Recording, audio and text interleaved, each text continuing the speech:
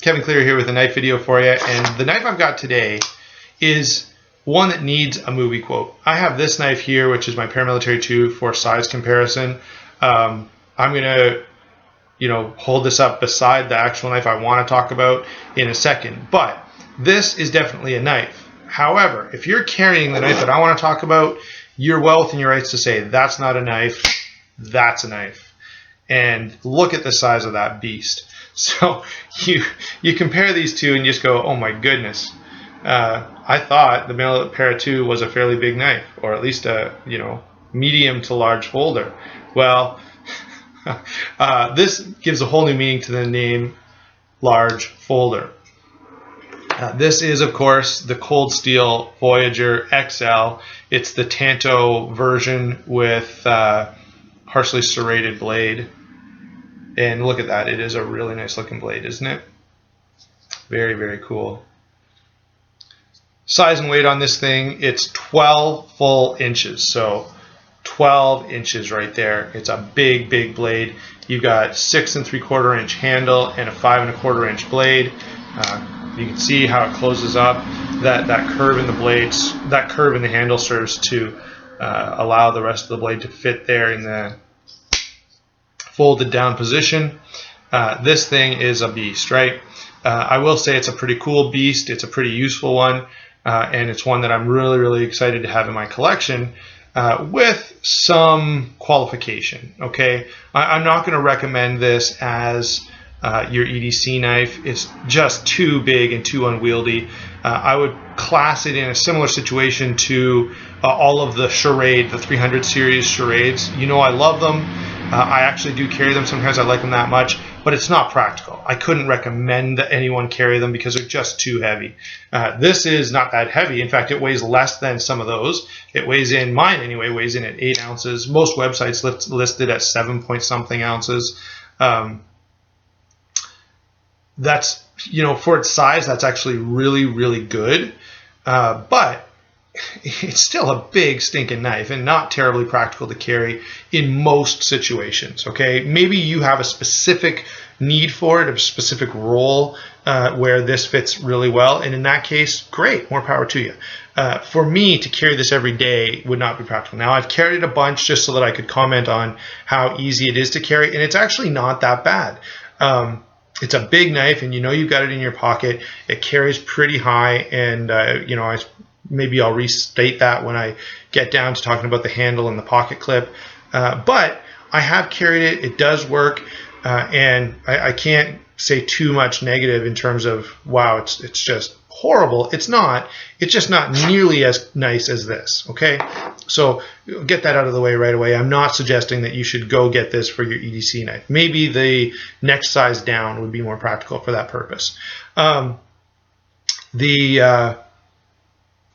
Last thing I should mention is the width. It is a full 5/8 of an inch. Now that makes the handle very comfortable. Again, I'll probably mention that when I'm talking about the handle, but it's a fairly thick blade to carry around in your pocket. Let's talk about the blade itself. This is 5 1/4 inches of AUS-8 steel. Of course, it's cold steel, so you pretty much can say it's going to be AUS-8, right? I really like AUS-8. I found it to be much superior to HCR13 MOV.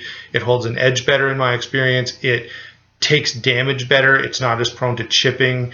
It's more likely to bend or roll and give you an easier time cleaning it up than AUS-8 steel. And one more thing, I would say that it finishes better. Now that could just be my experience.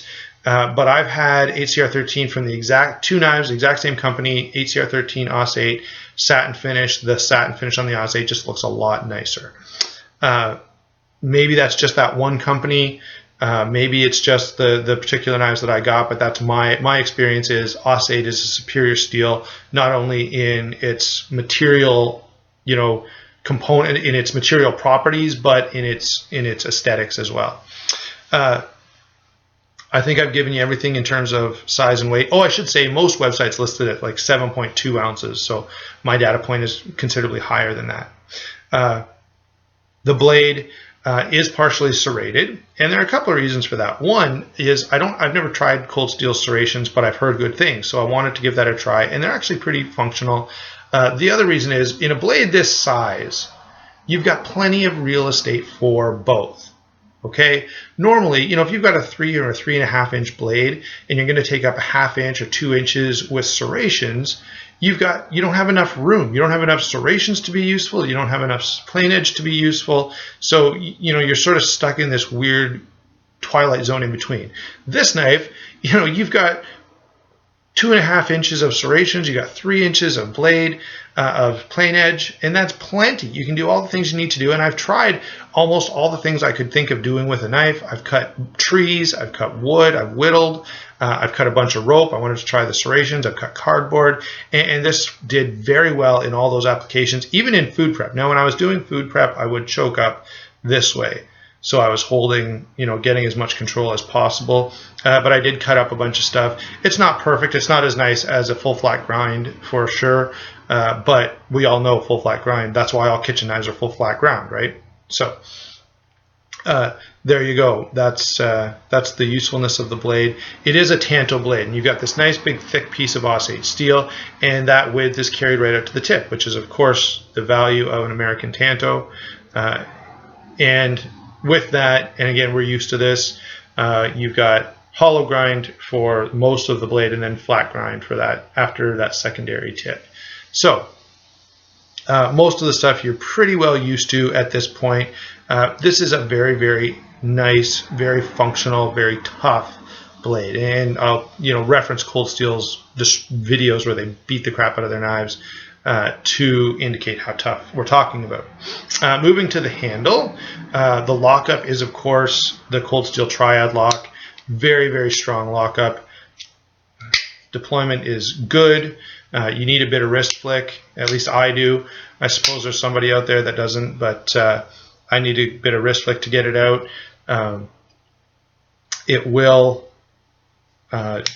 deploy this way fairly nicely and fairly quickly, although now the blades, unless you always use a reverse grip, which I never use, that kind of deployment isn't too helpful. The detent is actually pretty good, and that's something you need to be aware of. The detent is pretty strong, and it doesn't stop, right? I can pull the knife out quite a ways, and that detent's still going to bring it in. And of course, you need to be aware of that, because if you're not aware of it, you're going to end up with one of these. I was, just going to deploy the knife like this. I didn't get a good enough deployment. It came back down and did take a good chunk out of the end of that finger. So be aware of that. Of course, the Triad lock, Andrew Demko it's a genius locking mechanism, super strong.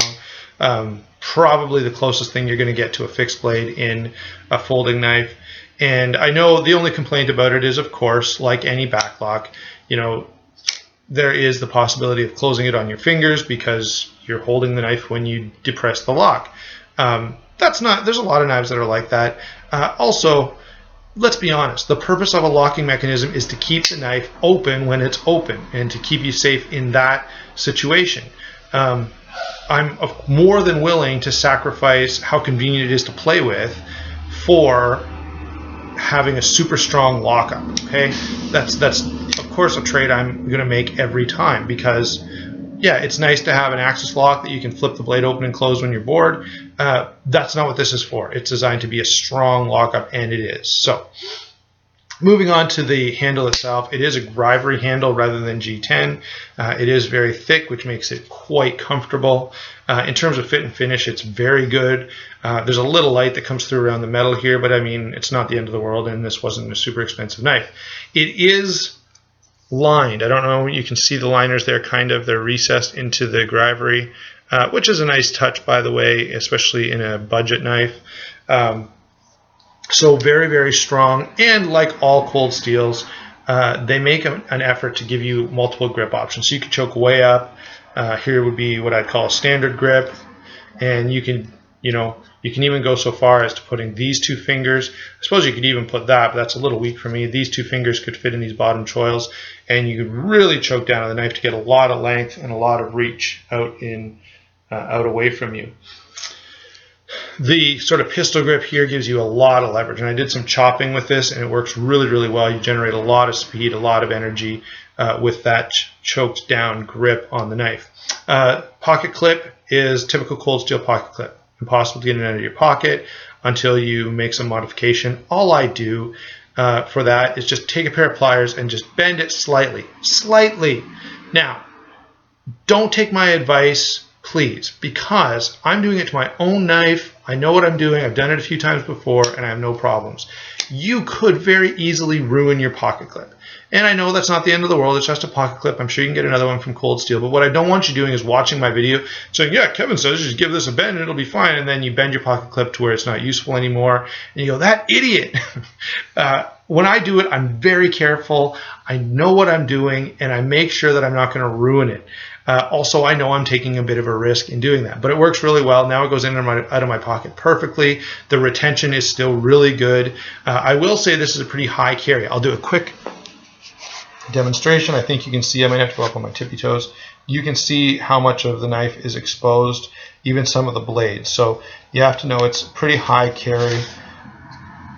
But even with that said, no one thinks you're carrying this just by looking at that. They go, oh yeah, he's carrying a pocket knife.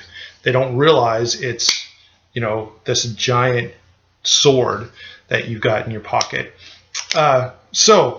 Handle is excellent, even though it's grivery. The pattern on this grivery is very, very grippy. And when I was doing a bunch of cutting with it yesterday and the day before, it was pretty hot. So I was sweaty, and you know, I did carry this for a few days. I found I didn't get a lot of chance to use it, partially because when you're in public, it's big. So before I came and talked to you, I'm like, I've got to do a bunch of cutting with this to make sure I know what I'm talking about. So I did a bunch of cutting. It was really hot out, but the knife performed really well.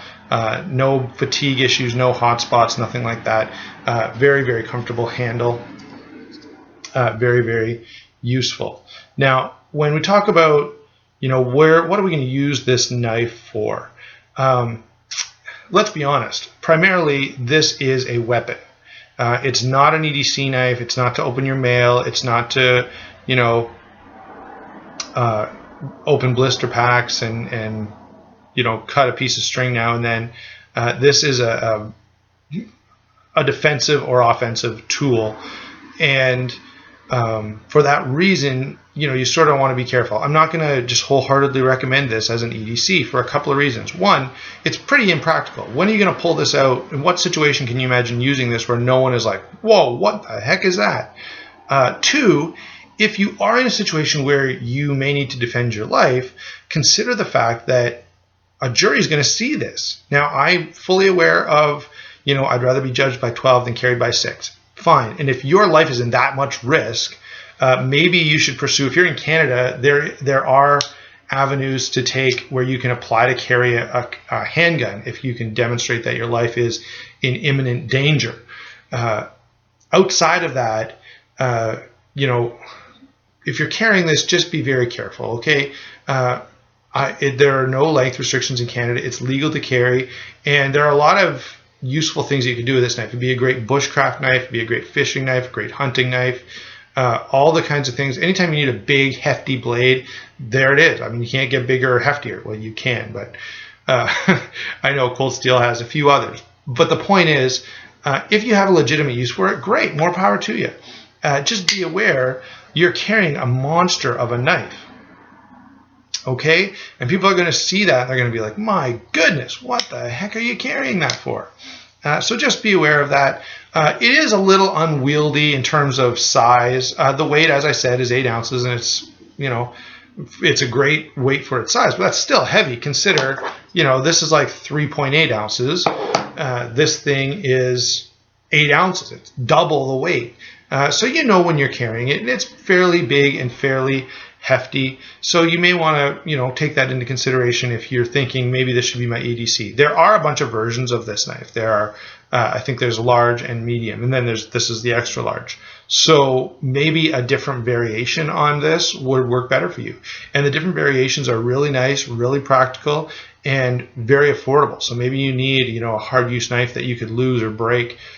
Man, the Voyager is going to be at the top of that list, along with a number of other knives. And I know I've reviewed a lot of knives that fit into that category on this channel. I really am drawn to those knives. I love value for dollar, and so I always try to find those knives. I like higher end stuff as well, but I'm very impressed when a company can give me something really outstanding for a reasonable price.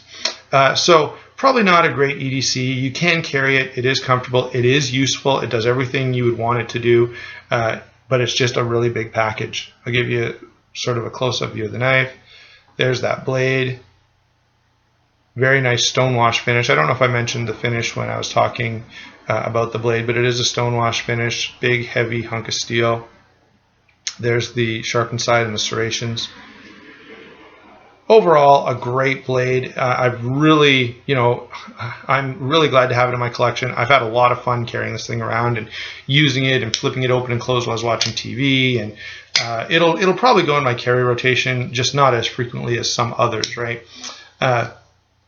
Overall, I definitely recommend this knife for what it is, right? I'm not going to recommend it as your EDC knife, but if you need either a weapon, if you're in military, law enforcement, something like that, where you may need a knife to defend your life, this one's going to be hard to beat. Maybe you'd go for the Espada or something else, or some other big ones from Cold Steel. But man, look at this thing. You've got a lot of reach, you've got a lot of utility. If you need a bushcraft knife, you're going to be chopping down trees and doing all this hard use stuff. Again, great option. If you're going to be, maybe you're a fisherman, you're going to be chopping a bunch of fish's heads off. Perfect. There's lots of uses for this knife. I'm not suggesting that the only possible reason you could ever want it is if you need a really big weapon. I think there's tons of other reasons as well, but you just need to know, need to consider the size and look of this knife when deciding whether or not you want to purchase it. It's a big, big knife. So overall, definitely positive. I really like it. There's nothing stands out as not working right or, being worth complaining about. If you know what you're getting, you get what you're expecting when you buy this knife. Oh, I don't think I mentioned the lanyard hole. So the last thing I'll say is the lanyard hole is there and it's very functional, especially if you're going to use this as a bushcraft knife. I could see putting on some neon green or neon orange paracord here to make sure you can find it later. And I think this would be a great bushcraft knife, by the way. I know it's a tanto, so skinning an animal would be a little less easy, but other side of that, it'd be a great blade. That's where I'm going to stop. I'll give you one last look at the knife. There's the clip side. There's the non-clip side, the left side. You can see it's the Voyager. Very good blade. I'm really glad to have this in my collection, and I highly recommend it, just maybe not as the knife you're going to carry with you every day all the time.